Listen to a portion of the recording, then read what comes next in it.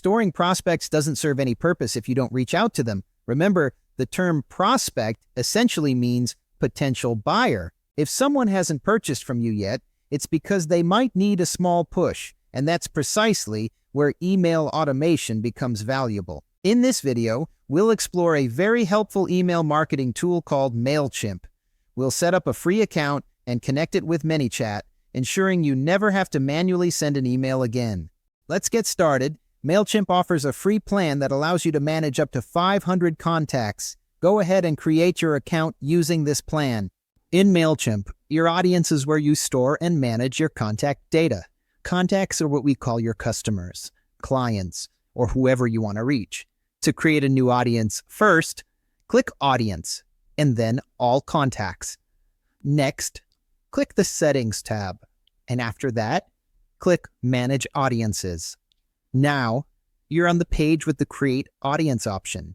If you can't access this option, you might need to upgrade your plan. The number of audiences you can store in your account varies from plan to plan. After you click Create Audience, you'll notice a message about best practices.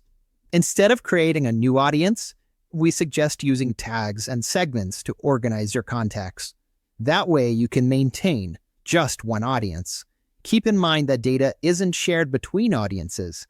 In terms of reporting, that includes things like clicks and opens, but there are a few other points to note. If the same email address is in two audiences, we count that as two separate contacts. And that means you'll be billed for each contact. Also, updates made to a contact in one audience won't automatically be made in another. Let's say you want to change a contact's phone number. You'll need to make that update in every audience. The same goes for when someone opts out of your marketing. A contact who unsubscribes from one audience won't be unsubscribed from the others. So if a contact doesn't want any marketing communication, make sure you unsubscribe them from all audiences. Now, when you're ready to go, click Create Audience in the Best Practice note, or you can click Create Audience in the page header. Up next in Audience Details, you'll name your audience and enter information like your from email address and from name. You'll also have to remind people how they signed up to your audience. So write a new message or reuse a reminder from another audience. Moving on, don't forget to review your company's contact information. We ask for this to help you follow anti-spam laws. If everything looks good, head to Form Settings. Here you can check the box to enable double opt-in. This sends a follow-up message to new contacts, so they can confirm they've signed up to your marketing. All that's left is to choose your preferences for notifications. The email address displayed here is where we'll send updates on subscriber activity. You'll have the choice to receive a daily summary, and you'll get notifications each time someone subscribes or unsubscribes to your marketing. When you're happy with your preferences, click Create Audience. And that's it. Now you're able to add your contacts.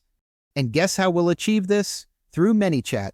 Let's return to the flow we created in earlier classes. In the box where we request the customer's email, you'll notice a yellow dot labeled Actions on Reply. Use this dot to drag an arrow and create a new action. In the Actions panel, choose Mailchimp, then select the option Add Contact to a List. In the Email field, select Email, and from the Mailchimp list dropdown, pick your audience. That's all there is to it. Once your contact provides their email through your Instagram chatbot, they will automatically be added to your Mailchimp list, ready for nurturing emails.